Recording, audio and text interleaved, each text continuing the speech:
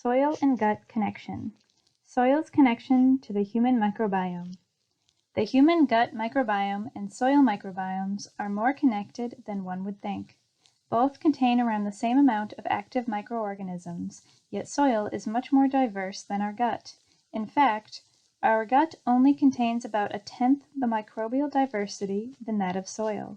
However, unlike within the human gut, most of the cells contained in the soils are actually inactive.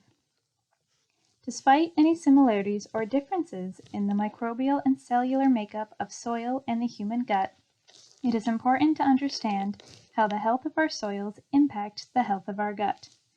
After all, we consume the plants that were grown in them. Modern agricultural practices and our modern diet have changed how and what we eat.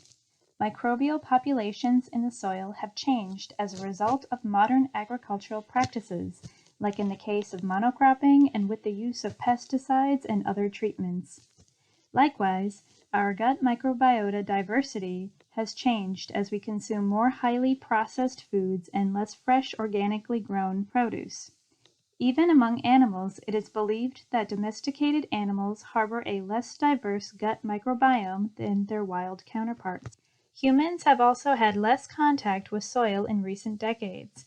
Where our ancestors often produced their own food or lived in rural environments, our population increase in the last century has contributed to growing cities as a great proportion of our population leaves the countryside for work or other opportunities. In fact, over 50% of the world's population now resides in cities, and that percentage is only expected to grow in coming years. But why should this matter? Diverse and rich gut microbiota contribute to human health. Likewise, species richness in the soil can reduce the risk of pests and pathogens and can increase the nutritional value of the crops produced. Modern agricultural practices that promote monocropping and heavy use of agrochemicals may limit biodiversity and species richness in the soils and affect the nutritional quality of the food produced. Farms that promote sustainable and biodiverse agriculture may promote a richer soil microbiota and more nutritionally rich crops.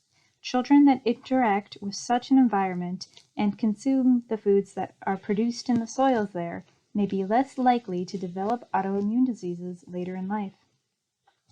Our ancestors, many of whom toiled the fields to raise their own fruits, vegetables, grains, and legumes, and practiced animal husbandry, also practiced fermentation.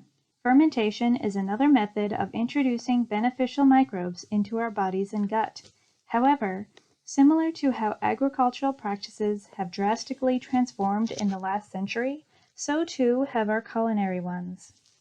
Where our ancestors may have fermented foods to store them over the winter months, the modern era has seen other food preservation methods gain favor over fermentation, including refrigeration, pasteurization, and canning.